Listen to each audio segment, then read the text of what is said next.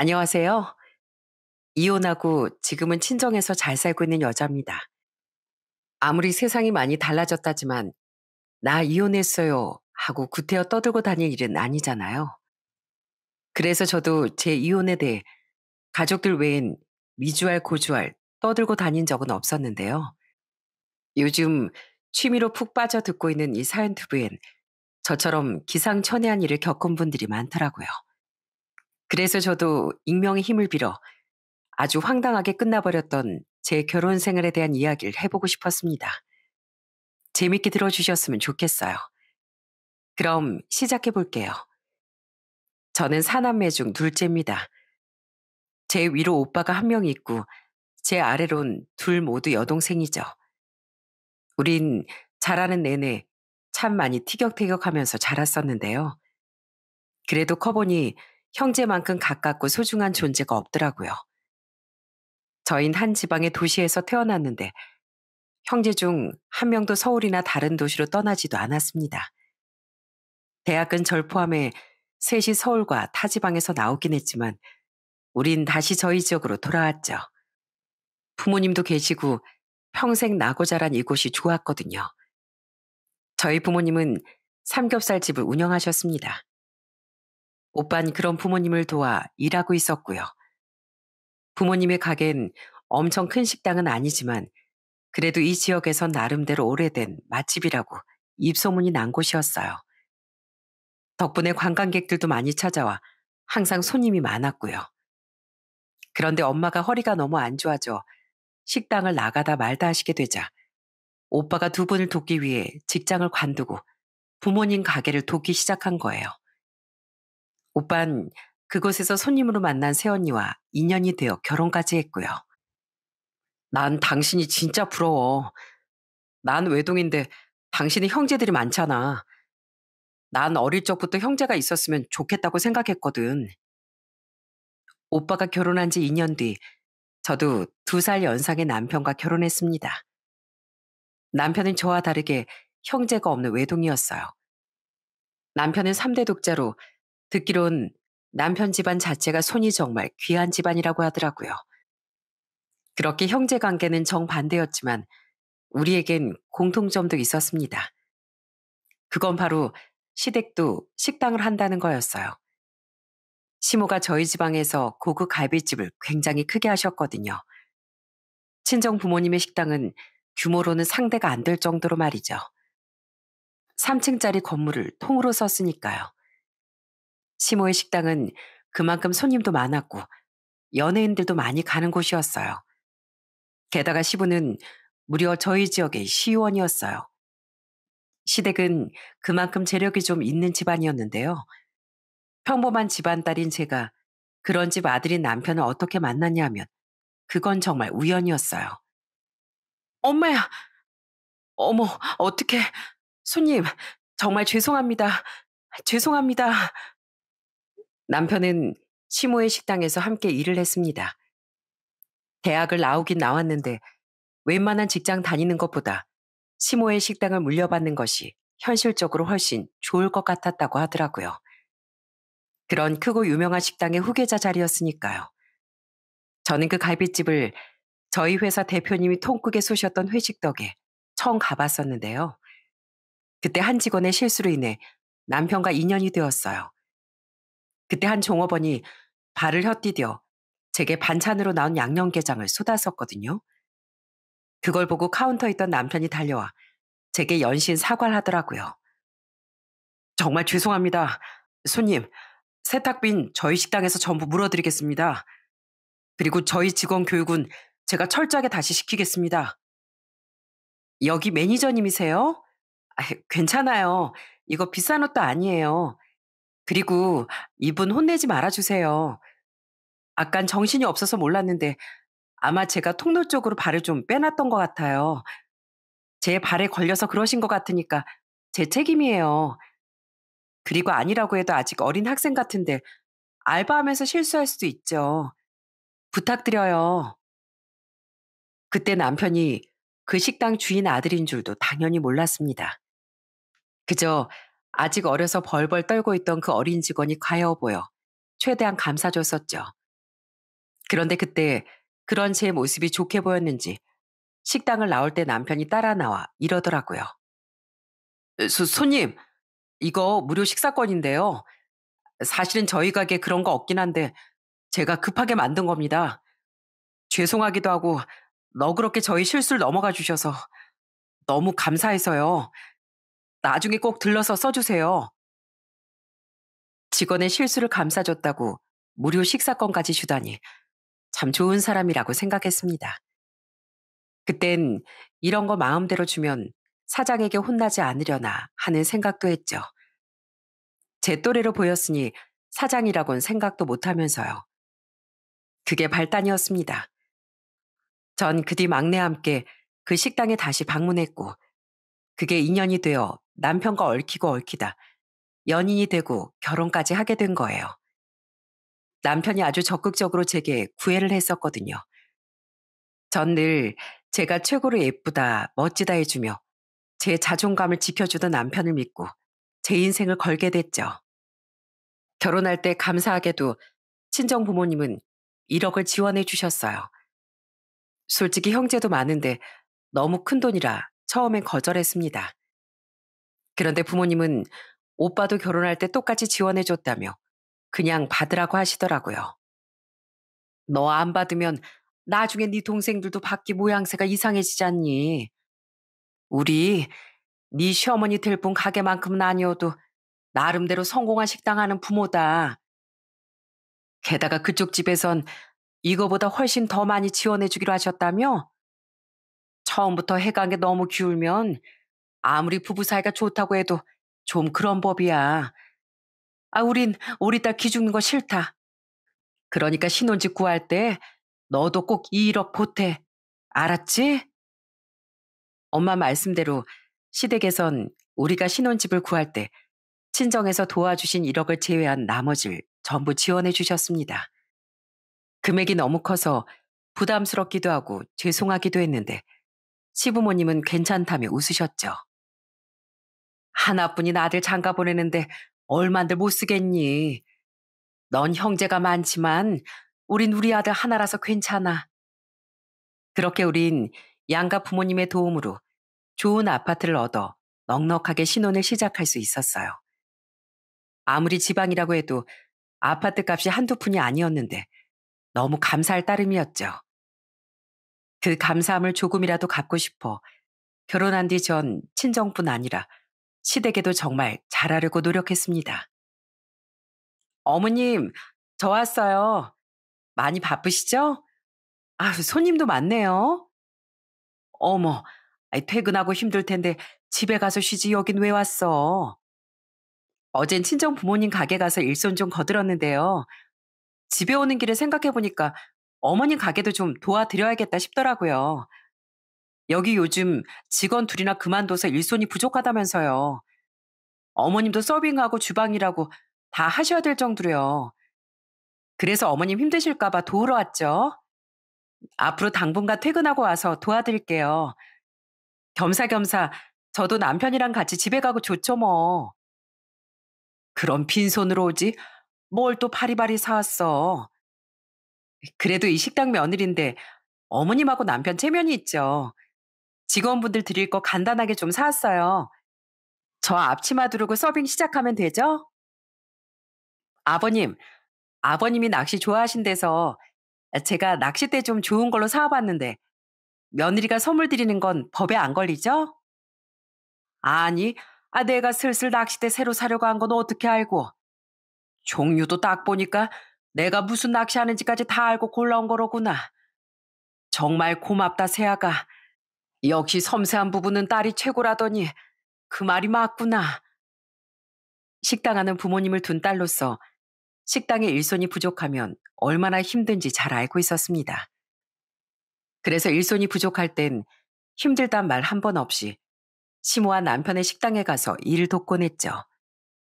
심지어 남편이 볼 일이 있어 쉬었던 날에도 혼자 시모를 도우러 간 적도 있었어요. 또 섬세함이 덜했던 남편 대신 시부를 소소하게 챙겨드리고 관심을 많이 표해드렸더니 시부도 제게 고마워하시더라고요. 남편 또한 친정 식구들과 잘 지냈기에 우리의 결혼 생활은 순탄하게 흘러갔습니다. 하지만 딱 하나 임신이 잘 되지 않던 게 문제였죠. 아가, 혹시 좋은 소식 없니? 죄송해요, 어머님. 그렇구나. 아유, 아니야. 네가 뭘 죄송하니. 다 때 되면 생기겠지 뭐. 손이 귀한 집이었기에 시부모님은 오매불망 손주를 기다리셨습니다. 저도 아이를 갖고 싶었고 남편 또한 대를 이어야 한다며 아이를 기다렸죠. 그런데 좀처럼 아이가 찾아와 주지 않는 겁니다. 시부모님 중 특히 시모는 절 볼 때마다 은근히 임신 소식에 대해 물어보고 심지어 자주 전화까지 걸어 아이 이야기를 물으셨습니다. 그래도 처음엔 실망하지 않는 척이라도 하셨는데요. 나중엔 아예 대놓고 실망감을 감추지 않으시더라고요. 또? 아휴, 너희들 노력은 하고 있는 거지?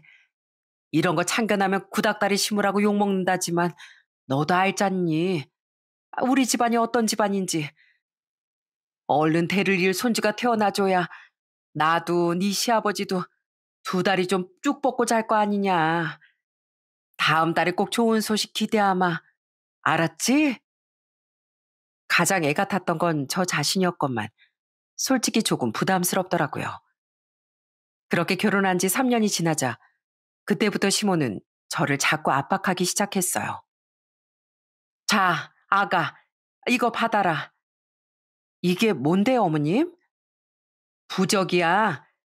집 곳곳에 붙여놓고 네 베개랑 지갑 같은 데도 넣고 다녀. 아참, 속옷에도 하나씩 꿰매두고. 그게 애 잘 들어서게 하는 부적이래. 내가 비싸게 주고 산 거야.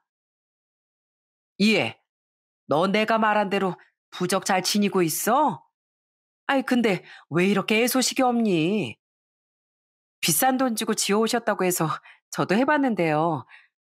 노력도 다 해봤는데 하늘이 잘 안 도와주네요. 아휴, 정말. 더 열심히 노력해야지. 무조건 하늘 탓만 하지 말고.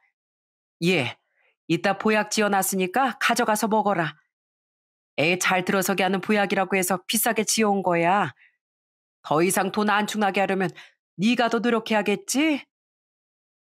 시모는 5만 가지 부적을 지어오고 계속 보약을 지어오는 등 임신에 좋다는 건 다 가져다 주셨어요. 오죽 간절하셨으면 그러실까 싶어 저도 이해하고 다 따라드렸어요. 그런데 말끝마다 그거 비싼 거다. 더 이상 우리 집 돈 축나게 하면 안 된다는 말을 은근하게 붙이시는데 너무 스트레스 받더라고요. 꼭 저만 문제가 있는 사람인 양 남편에겐 별 말씀 안 하시면서요. 그렇게 임신이 안 되면 산부인과 가서 검사라도 한번 받아보면 되지 않았냐라고 할 수도 있으실 텐데요. 당시 저희 회사가 정말 바빴습니다. 대표님이 사업을 크게 확장하셨고 새 프로젝트를 동시에 몇 개나 진행해야 했거든요.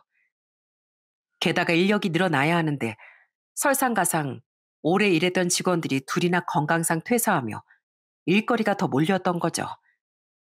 대표님은 정말 미안하다. 회사의 명운이 달린 일이니 조그만 고생해달라 하며 직원들에게 항상 미안해하고 고마워하셨는데요. 대표님이 좋은 분인 걸 아니 회사 일에 최선을 다하긴 했지만 최선과는 별개로 몸도 마음도 너무 힘든 시기였습니다.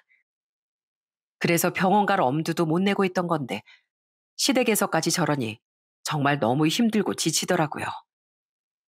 여보, 나 딱 회사 일 좀 한가해질 때까지만, 그때까지만 어머님한테 좀 참아주시라고 당신이 말 좀 해주면 안 될까? 나도 이미 몇 번이나 말씀드렸는데 그깟 회사 일이 뭐가 중요하냐. 중요한 건 집안 대를 잇는 거다 하시면서 들을 생각도 안 하셔. 그래도 어머님 마음은 알겠으니까 하라는 건 다 했는데 이젠 나도 너무 지쳐. 미안해. 근데 난 우리 부모님 못 이겨. 당신이 그냥 좀 더 노력해봐. 지금도 잠도 제대로 못 자는 와중에 최선을 다하고 있는데 뭘 더 노력해보라는 거야? 그게 지금 나한테 할 소리야? 남편에게 말해봤지만 소용없더라고요. 오히려 남편의 실망스러운 모습만 볼 수 있었죠. 그래도 제게 미안해서인지 남편은 제게 더 잘해주려고 노력은 하더군요. 그래서 그냥 사람마다 단점이 있는 법이다 생각하며 남편과 무던하게 살았었죠. 그렇게 1년 정도 지나니 드디어 제 회사 일이 좀 느슨해지기 시작했어요. 그런데 그쯤부터 시모가 갑자기 제게 임신 닥달을 하지 않으시더군요. 평소엔 아침마다 제게 전화해 보약 챙겨 먹었냐, 전화를 일부러 피하면 문자로라도 보약 꼭 챙겨 먹어라. 어제 무슨 꿈 꿨냐 물으시던 분이 한 2주 정도 통 연락이 없으시더군요. 한 번은 남편에게 뭘 좀 전해주러 갔다가 식당에서 시모도 만났는데 그때 시모는 이런 말까지 하셨죠. 아직 소식 없지? 그냥 앤 하늘이 점지해주는 거니까 마음 편하게 가지렴. 갑자기 무슨 신경의 변화인가 싶더군요. 그래도 뭐 제가 편해졌으면 그만 아니겠습니까? 저는 그저 친구분이나 누군가 심경의 변화가 올 만한 이야기를 해주셨나 보다 하고 생각했어요. 하지만 나중에 알고 보니 다 이유가 있었던 거더라고요. 아무튼 전 갑자기 변한 시모의 태도와는 별개로 여전히 아이를 꼭 갖고 싶었습니다. 그래서 일도 한결 여유로워졌으니 남편에게 검사를 받아보자고 말했어요. 그런데 전엔 그렇게 아이아이 노래를 부르던 사람이 반응이 영 시큰둥하더군요. 검사? 어, 왜? 검사 받기 싫어? 원래 나 회사 여유 생기면 바로 받아보자고 서로 얘기했었잖아. 아니, 그게 아니고 요즘 가게가 너무 바쁘단 말이야. 예약 손님도 많고. 그래서 좀 힘들어서. 시간을 언제 내나 싶었던 거지 뭐. 검사 받자. 받으면 되지. 뭐야, 나만 간절한 건가 싶어 좀 서운하기도 했네요. 하지만 저도 바쁠 땐 정신 없었으니 이해하기로 했어요. 당시 남편은 정말 식당이 바쁜 건지 출근도 이루고 퇴근도 늦어졌었거든요. 평소 같았으면 저도 돕겠다고 가봤을 텐데 그동안 저도 너무 바빴으니 직접 도우러 가지 못했었죠. 그렇게 우린 지인이 좋다고 말해준 서울의 큰 난임 전문 병원에서 함께 검사를 받았습니다. 저희 지역에서도 검사가 가능하긴 했지만 거긴 남편은 따로 비뇨기과 가야 했기에 한 병원에서 부부가 함께 진료부터 치료까지 받을 수 있는 서울병원이 더 낫겠다 싶었던 거죠. 그렇게 검사를 받고 며칠 뒤 저는 검사 결과가 나왔으니 직접 내원해달라는 연락을 받았어요. 직접 오셔서 결과랑 설명을 좀 들으셔야 할 것 같아요. 뭔가 문제가 있긴 있구나 싶어 전 며칠 뒤로 내원을 예약했습니다. 저는 대체 무슨 문제일까? 불임 같은 큰 문제는 아니겠지 하며 불안해했는데요. 그런 반면 남편은 천하태평해 보이더군요. 그래서 당신은 불안하지 않냐고 물었더니 코를 후벼파며 이러는 거예요. 난 아무 문제 없을걸? 당신 문제 같은데. 당신이 어떻게 알아? 어? 그게 사실 난 전에 다른 데서 검사 받아본 적 있었거든. 당신 몰래. 혹시 내가 문제일까 싶어서. 근데 그럼 남자로서 너무 자존심 상할 것 같아서 혼자 몰래 받아본 거야. 뭐라고? 아니, 그걸 왜 이제야 말해? 왜 나한테 말도 안 했어? 당신 쪽은 문제 없다고 했다며? 그럼 그 결과라도 말을 해줬어야지. 이게 무슨 말인가 싶더라고요. 저는 기가 차서 남편을 쳐다봤어요. 남편은 자기도 모르게 말이 나온 듯 당황하며 대답했죠. 그냥 우리가 단지 운이 없어서 애가 안 생긴 건지도 모르잖아. 나처럼 당신도 아무 문제 없는데. 그래서 그랬어. 괜히 내가 먼저 말 꺼냈다가 당신은 문제 있는 사람처럼 보이게 할까 봐. 당신도 속상해 할 거고 우리 부모님도 더 당신을 닥달하셨을 수도 있잖아. 근데 이번엔 병원에서 다시 오라고 했다니 결국은 당신 쪽에 문제가 있었던 거네.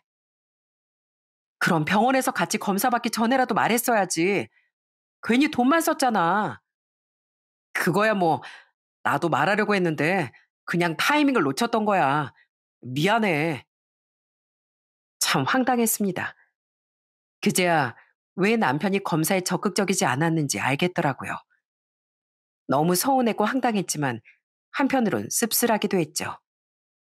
역시 내 문제가 맞았구나 싶어서요. 또 한편으로 생각해보면 남편은 나름대로 절 배려해준 것도 같아 그땐 고마운 마음도 내심 들었습니다. 결국 전 혼자 검사 결과 들으러 병원에 다녀왔어요. 저는 병원에서 나와 우선 남편에게 전화를 걸었죠. 그런데 제가 무슨 말을 하기도 전에 휴대폰 너머로 여자 웃음소리가 들리지 않겠어요? 그리곤 대화 소리도 들리기에 저는 저도 모르게 말을 하지 않고 귀를 기울여 봤습니다. 대화를 들어보니 남편은 웬 여자를 아주 다정한 목소리로 귀여워하고 있더라고요. 아이, 지영이 넌 왜 그렇게 질투가 많아? 내가 질투 안 하면 재미없잖아. 오빠도 좋으면서. 어떻게 알았어? 지영이 넌 삐질 때가 제일 귀여워. 너만 보면 웃음이 난다, 웃음이 나. 진짜? 진짜 나만 보면 그렇게 기분이 좋아? 오빠 마누라 볼 땐 어떤데? 아, 어떻게 뭘 어때? 아무 생각 없지. 아우, 배고프다. 우리 뭐 좀 먹자. 그 뒤론 잠시 별다른 소리가 들리지 않길래 전 우선 전화를 끊어버렸습니다. 아무래도 남편은 전화를 잘못 받은 것 같았기에 남편이 눈치채기 전에 말이죠. 심장이 두근거리더군요. 남편은 그날 식당에 출근한다고 했는데 식당 직원이랑 한 대화라고 해도 너무 불순하지 않나요? 불길한 예감이 절 삽시간에 휘감더라고요. 저는 우선 다시 남편에게 전화를 걸었습니다. 역시나 남편은 직전에 제가 전화를 걸었다는 건 모르는 눈치였죠. 여보, 병원에서 뭐래? 역시 당신 문제가 맞대지? 그렇지 뭐. 근데 당신 어디야? 일하고 있어? 내가 식당으로 갈까? 어? 아니, 오늘 예약이 2개나 취소됐다길래 좀 쉬고 싶어서 오랜만에 혼자 돌아다니고 있어.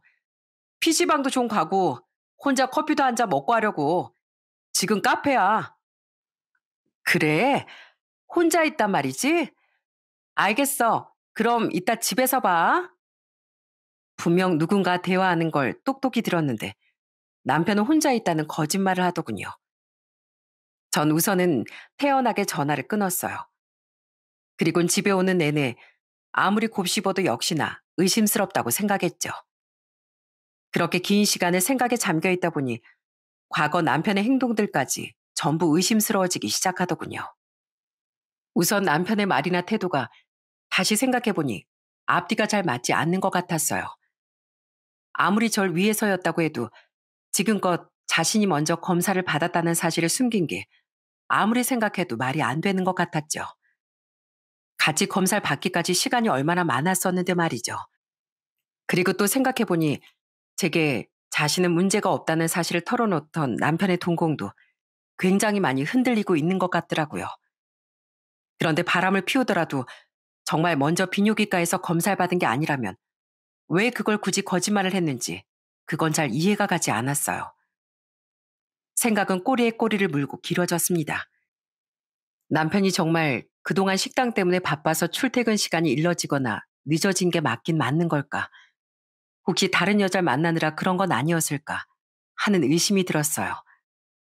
또 남편은 지방 분점을 내는 일로 출장을 간다고 한 적이 몇 번 있었는데요. 처음엔 제 일만으로도 바빠서 그런가 보다 하다가 나중에 어디 지역에 분점을 내게 됐냐고 물어봤었거든요. 어, 그거 결국 무산됐어. 그동안 출장 다니면서 노력한 게 아깝지만 어쩔 수 없지 뭐. 그런데 남편은 대충 이렇게 얼버무렸어요. 그땐 제가 너무 바빠서 정신도 없었고 그럴 때도 있는 거지 하고 넘겼었는데 생각해보니 그것도 다 수상쩍게 느껴졌죠. 아직 머리가 복잡했지만 이건 분명히 뭔가 있다 싶더군요. 그래서 전 다음날 전날 새벽 내내 인터넷을 뒤져서 찾았던 한 흥신소에 남편의 뒷조사를 의뢰했습니다. 요즘은 정말 좋은 세상이더라고요. 제가 큰 힘을 들이지 않아도 돈으로 모든 걸 알아낼 수 있었으니까요. 그리고 며칠 뒤 흥신소 직원에게 결과물을 받아본 전 기가 차서 쌍욕을 증얼거렸죠. 이런 쌍스런 집안 같으니라고. 역시나 남편은 약 10달 동안 바람을 피우고 있었더군요. 기가 막히게도 남편은 또 가게 손님을 꼬셔서 만난 거더라고요. 상가녀는 저보다 5살이나 어린 여자였죠. 이 인간이 일을 하러 다니는 건지 여자를 꼬시려 출근하는 건지 정말 한심한 인간이었어요. 그런 놈을 좋은 사람이라고 믿고 결혼까지 한 제가 정말 한심하게 느껴졌어요. 심지어 그 상간년 임신까지 한 상태였습니다. 당신 임신 7주로 상간년은 임신한 걸 확인하자마자 회사도 그만뒀다고 하더라고요. 상간년은 그때 당시 남편이 구해준 오피스텔에서 지내며 편하게 벌써부터 태교에 전념하고 있었던 거예요. 그제야 앞뒤가 아주 딱딱 들어맞는다고 생각했습니다. 상간녀는 임신 4주차쯤 임신을 확인한 모양이었는데 상간녀가 임신을 했으니 남편은 자신에게 문제가 없다고 확신했던 거예요. 역시나 남편은 비뇨기과에 간 적도 없었고 출장이니 식당이 바쁘다니 했던 것도 전부 상간녀를 만나기 위한 거짓말이었죠. 사모님 시부모 되는 사람들도 전부 알고 있었더라고요. 그리고 또 왜 맨날 임신 타령하던 사모님 시어머니가 갑자기 임신 얘기를 뚝 끊었었다고 했죠? 시기를 보니까 이 상간녀가 사모님 남편한테 임신 사실을 말해줬을 때랑 거의 일치하네요. 심지어 시부모도 한통속이었어요. 그래서 시모는 갑자기 아이 얘기를 뚝 끊었던 거죠. 정말 기가 막혀서 헛웃음이 나왔어요. 뭐 이런 콩가루 같은 집구석이 다 있나 싶더라고요. 그런데 마침 그날 저녁 남편은 다음날 시댁에 혼자 다녀오겠다고 제게 말하더군요. 전 우선 태어난 척 물었죠. 내일 어머님 생신인데 왜 당신 혼자 가? 나랑 같이 가야지. 아이, 그냥 밥만 한 끼 먹고 올 건데 뭐하러. 당신 요즘 좀 한가해졌다고 해도 아직 맨날 피곤하잖아. 그리고 내가 당신 문제였다고 부모님한테 다 말씀드렸는데 당신 괜히 갔다가 좋은 소리도 못 들어. 그냥 나 혼자 다녀올게. 남편은 절 위하는 척했지만 웃기는 소리였어요. 전 이미 흥신소 직원이 녹음해온 남편과 상간녀의 대화 내용 녹음을 듣고 그 이유를 알고 있었어요. 남편은 저 대신 임신한 상간녀를 데려가 시댁에 정식으로 인사시키려고 했던 거죠. 시부모는 상간녀의 존재는 몇 달 전부터 알고 있는 모양이었는데 아마 저와 그 여자 중 누가 먼저 임신을 하나 기다렸던 것 같더라고요. 그리곤 상간녀가 임신했다는 사실을 확인한 뒤부턴 저를 버려버리고 시모의 생일에 새 며느리를 받아들이려 집으로 초대까지 했던 거죠. 저는 다음날 모른 척 남편을 먼저 시댁에 보냈습니다. 그리고 1시간 뒤쯤 저도 시댁으로 향했죠. 초인종을 누르고 제가 시댁에 등장하자 남편과 상간녀는 굉장히 놀라는 눈치였어요. 여보. 하지만 제게 문을 열어준 시모와 뒤에 덤덤한 표정으로 서 있던 시부는 꽤나 차분해 보이더군요. 시모는 기왕 이렇게 된 거 편하게 제게 다 털어놓는 게 나을 것 같아 문을 열어줬다고 말했죠. 저는 그런 시모를 잠시 빤히 바라보다 그 뒤에 있던 남편에게 먼저 말했어요. 혼자 간다더니 나 말고 당신한테 다른 그림자가 붙어서 같이 왔네. 여보, 이 사람이 누구냐면 입 아프게 설명할 거 없어. 나도 이미 다 알고 왔거든. 당신 그동안 저 여자랑 바람 피웠잖아. 야, 너 벌써 임신 7주 차라며? 내가 있지? 얼마나 막대 먹은 여자길래 유부남을 꼬여내서 임신까지 했나? 직접 그 얼굴 좀 보고 싶더라. 그래서 일부러 오늘 여기 온 거야. 얼굴에 나 드러운 여자예요 하고 딱 써있네. 정말 생긴 대로 논다. 제 말에 상간녀는 얼굴이 시뻘개지더군요. 그래봤자 뭘 잘했다고 대꾸를 했겠습니까? 아무 말도 못하고 있던 상간녀 대신 제게 입을 연 건 시모였어요. 그만하거라. 시작이야 잘못됐다지만 어쨌든 우리 집안 손주를 임신한 앤데 네가 뭔데 함부로 굴어? 솔직히 네가 얼른 임신만 했었어도 우리 아들이 다른 여자를 만났겠니? 그리고 다 들었다. 너한테 문제가 있었다며? 그런 주제에 꼴에 본처라고 이렇게 와서 난리치는 거니? 애를 낳아야 본처 대접도 받을 수 있는 거야. 기왕 이렇게 된 거 위자료 많이 받고 갈라서라. 우린 집안 대를 이어야 돼. 그래 아가. 미안하게 됐지만 어쩌겠니. 우선 집안 대는 이어야 하지 않니. 그래. 당신 우리 부모님 말씀 들었지? 안 그래도 언제 말해야 하나 고민했는데 잘 됐네. 다 알고 왔다니까 더 말할 필요도 없잖아. 그냥 우리 깔끔하게 이혼하자. 어차피 애도 못 낳는 당신이랑은 미래가 없어. 시부도 남편도 시모의 말을 거들더군요. 그렇게 모두가 자신의 편인 것 같자 상간년 이젠 뻔뻔하게 웃고 있더라고요. 저는 그런 그들을 향해 가짠타는 웃음을 지어 보였습니다. 그리곤 제일 주도적으로 절 비난한 시모를 향해 입을 열었죠. 후회하실 텐데. 뭘 후회해? 됐고요. 위자료 얼마나 주실 건데요? 그래, 얼마나 필요한데? 그래도 정신적 위자료로 1년에 1억씩, 최소 3, 4억은 받아야 되겠는데요? 뭐, 3, 4억? 아니, 아버님도 또 선거 나가고 하셔야 할 텐데, 이런 가정사를 알면 누가 아버님을 또 뽑아줄까요? 뭐? 너 지금 우리 겁박하니? 아니, 그렇잖아요. 요즘 누가 애 못 낳는다고 집에서 며느리를 쫓아내요? 그리고 그게 다 저 때문일까요? 다 너 때문이지.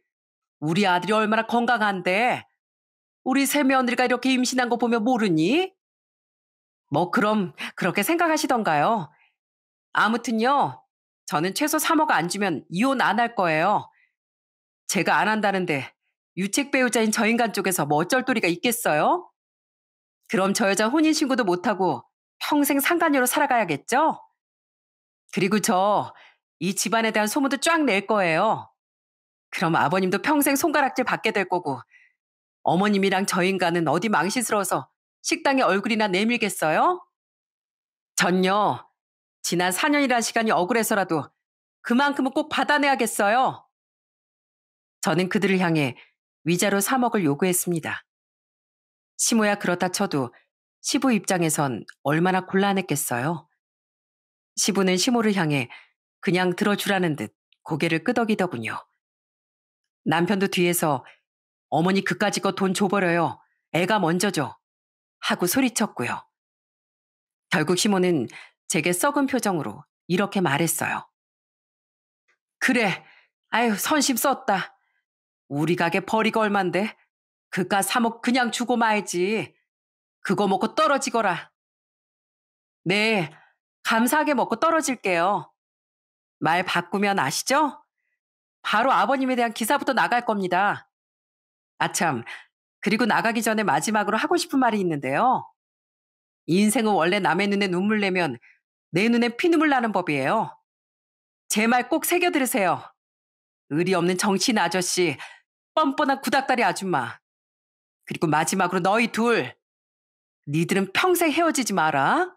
알았지? 아주 잘 어울린 한 쌍의 바퀴벌레니까. 그렇게 그 집을 나온 전 바로 용달을 불러 제 짐을 싸서 친정으로 향했습니다. 어차피 재산 분할을 받는다고 해도 그 집은 시부모의 돈이 더 많이 들어갔으니 남편에게 돌아갈 게 뻔했으니까요. 당연히 저희 가족들은 기가 막힌 그동안의 일을 듣고 펄쩍 뛰었어요. 뭐 그런 몰상식한 집안이 다 있어? 내 당장 가서 그냥. 아빠도 오빠 동생들도 당장 가서 다 뒤집어 엎겠다고 난리였어요. 저는 그런 가족들을 말렸죠. 소란 안 피우는 조건으로 3억 받기로 했으니까 다들 진정해. 아빠도 진정하세요. 그리고 저한테 앞으로도 다 계획이 있어요.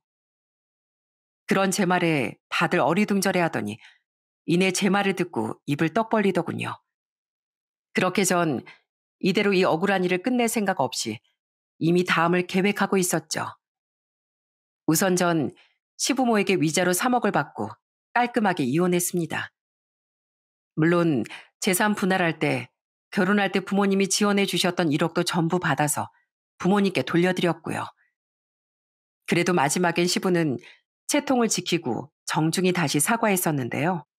그래봤자 혹시라도 자기 이미지 나빠질까 봐 했던 정치인으로서의 가식이었다는 걸 다 알고 있었어요. 그렇게 조용히 시간이 흘러 친정에서 살던 전 드디어 건너 건너 상간녀가 아이를, 그것도 아들을 낳았다는 소식을 들었습니다. 그동안에도 그쪽 집안 소식이 좀 들리긴 했었는데요.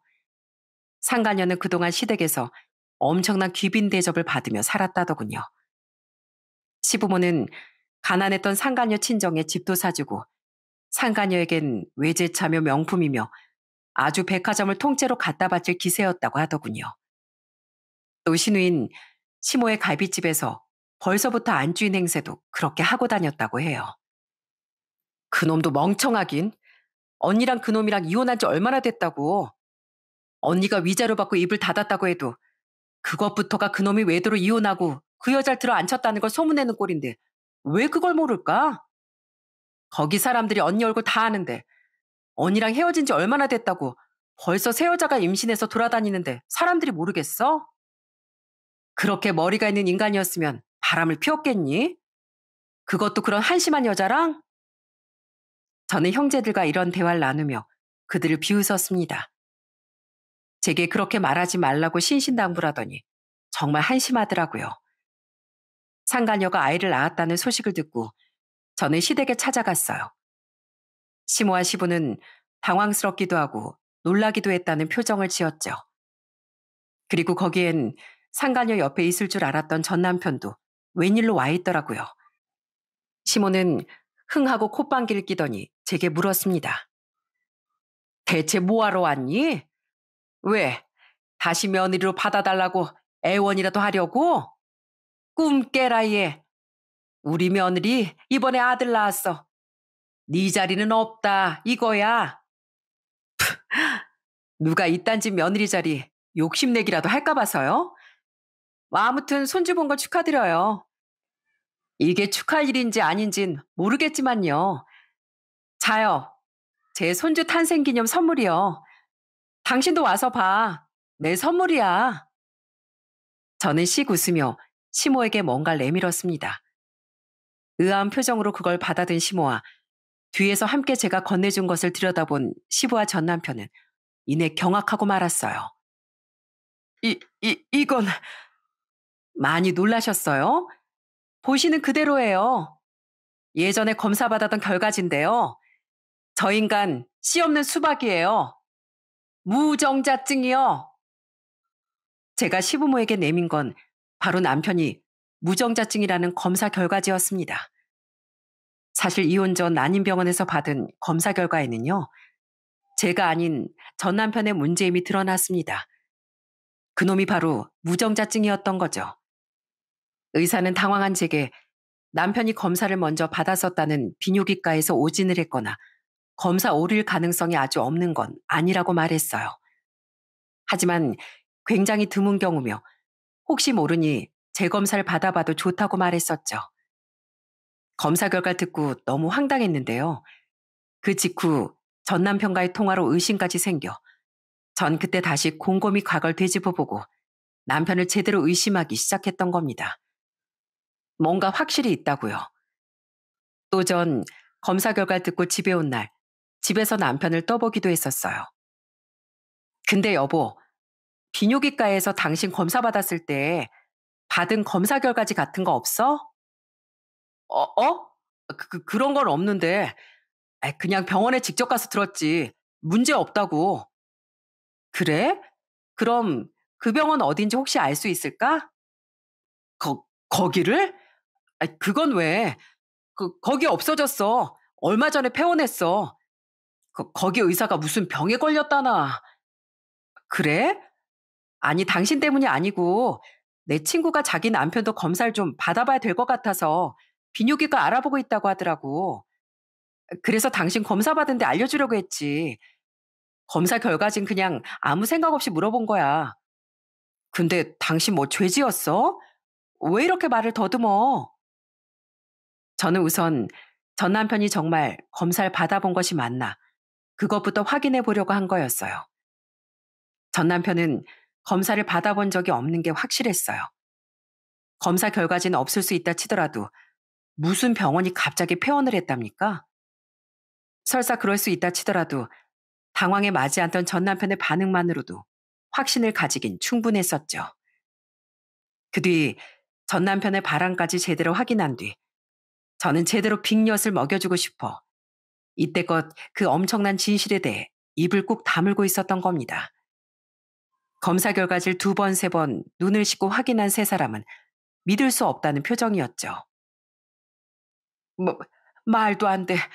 그럼 걔가 어떻게 임신을 했다는 거야? 그러게요. 그땐 제가 깜빡해서 말씀을 못 드렸는데요. 문제는 제가 아니라 어머님, 아버님 아들이었대요. 근데 그 여자가 어떻게 아들을 낳았을까요? 아, 맞다. 그 여자 술집 여자 출신이래요. 과거가 참 문란하더라고요. 그 여자 저 인간 만날 때도 따로 만나는 남자가 있었어요. 그것도 3명씩이나요. 여기 증거 한번 봐보세요.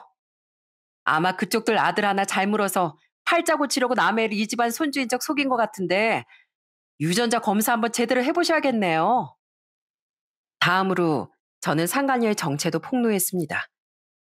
저는 당연히 그 여자가 어떤 여잔지도 뒷조사 결과로 다 알고 있었어요. 마찬가지로 전 시댁과 전 남편을 물먹이고자 그때까지 입을 다물고 있었던 거죠. 과거도 문란하기 짝이 없었던 상간녀는 만나던 다른 남자들 중 한 명의 아이를 임신하고 전 남편의 아이라고 속였던 겁니다. 그 여자도 자기 뱃속애가 누구인지 몰랐을 거예요. 아마 그때까지도 아직 유전자 검사를 몰래 해보지 않았으면 그 애가 누구인지 몰랐을 거고요. 그 여잔 전 남편이 무정자증인 걸 몰랐으니 그런 대담한 짓거리를 할 수 있었던 거죠. 이건 말도 안 돼. 너, 너 지금 우리 집에 경사난 걸 보기 싫어서 서류 조작해 온 거지? 어? 그럼 다시 저 인간 검사시켜 보시던가요. 그리고 애랑 유전자 검사해보면 다 알게 되겠죠. 이럴 리가 없어. 지영이가 날 농락했을 리가 없어. 그럼 내 꼴이 얼마나 우스워지는 거야? 네 꼴만 우스워지겠냐? 나는 시원이 내 체면 어떻게 되는 거냐? 다들 기억하죠? 남의 눈에 눈물 내면 내 눈에 피눈물 난다고 내가 말했던 거요. 그러니까 잘 좀 사셨어야죠. 아유, 꼬순내야. 콩가루 집안이어서 그런지 꼬순내가 아주 진동을 하네. 그럼 전 갑니다. 전 완전히 넋이 나가 바닥에 주저앉은 그들을 조롱한 뒤 그 집에서 나왔습니다. 이후 그 집에선 유전자 검사를 바로 진행한 모양이더군요. 검사 결과는 역시나 불일치였죠. 상간녀의 자식은 전 남편의 자식이 아니었던 거예요. 결과를 직접 받아본 시부는 결과지를 들고 바로 시모의 식당을 찾아갔다고 합니다. 시의원 체면이고 뭐고 시부는 남편과 시모에게 소리를 고래고래 질렀다고 하더라고요. 어디서 그런 뻐꾸기 같은 기집을 데려와서 우리 집안을 망신시켜. 그 애 네 애 아니라더라. 하긴 무정자증인 놈이 어떻게 씨를 뿌릴 수 있었겠어. 내가 씨 없는 수박을 낳았다. 아니지, 당신이 낳았잖아. 애초에 애를 왜 졌다 몸으로 낳아놓은 거야. 괜히 엄한 원래 며느리만 애 못 낳는다고 쫓아내고 당신 대체 뭐하는 사람이야? 왜 나한테만 그래요? 당신도 같이 동조해놓고. 아이고야, 세상에 무슨 그런 무서운 기집애가 다 있어. 내가 아주 당장 그 기집애 머리털부터 다 뽑아놔야겠다. 아이고 망신이야. 아버지 왜 저한테만 그러세요? 제가 그 사람 데려왔을 땐 다들 잘했다고 그러셨으면서. 그들은 창피한 줄도 모르고 서로를 탓하고 울고불고 아주 난리가 났었다더군요. 그날 거기엔 우연히 저희 집 셋째의 친구도 있었습니다. 가족 모임으로 그 친구의 큰아버지가 그 식당을 예약해서 간 거라고 하더라고요. 그 친구가 제 동생에게 그날 완전 난리가 났었다며 말을 전해준 덕에 저는 생생하게 그들의 통쾌한 몰락을 전해드릴 수 있었죠. 시모는 당장 상간녀의 머리털을 다 뽑아버리겠다며 달려나가기까지 했다고 하더라고요. 정말 쌤통이었습니다. 이 지역이 좁다면 좁은 곳이었기에 그 뒤 그 집안에 대한 소문은 일파만파 퍼졌어요. 시부가 돈을 써서 기사화되는 것은 맞고 인터넷에 올라오는 글들도 족족 내린 모양인데 그래도 그 집안의 실체에 대해 적어도 이 지역 사람들은 알 사람은 다 알게 된 거죠. 저에게 돈까지 줘서 입막음을 해놓고 자기들 손으로 집안 망신을 다 시킨 셈이었어요. 당연히 상간녀는 울며 불며 싹싹 빌다 쫓겨났다고 합니다. 그래도 상간녀에게 뜯겼던 돈을 벌려면 요즘 경기도 어렵다던데 전 남편도 시부모도 고생 좀 할 거라고 생각했죠. 그런데 전 남편은 너무 분했는지 한 번은 제 직장 앞까지 찾아와 난리를 치더군요. 왜 그 얘기를 그렇게 늦게 해줬냐며 말입니다. 하지만 전 그런 그놈을 비웃으며 비아냥댔어요. 미안한데 내 인생 이렇게 만든 건 다 그쪽들이에요. 그래서 그쪽들도 제대로 한번 당해보라고 그런 거예요. 어때? 속이 좀 뒤집어지셨어요, 쓰레기 씨? 내가 범법을 저지른 것도 아니고 당신이 바람 피운 걸 숨긴 것처럼 나도 그냥 뭐 하나 숨긴 것밖에 없잖아. 그러니까 인생을 똑바로 살았어야지. 부디 너도 네 부모도 이번 일로 인생에 큰 교훈 하나 얻길 바란다. 지금 사람 놀려? 어? 왜? 여기서 나 어떻게 회복이라도 하게? 후회할 텐데. 네 아버지 소문 안 그래도 엉망으로 났을 텐데. 네 아버지 정치 인생 더 망치고 싶으면 어디 한번 난리 쳐봐.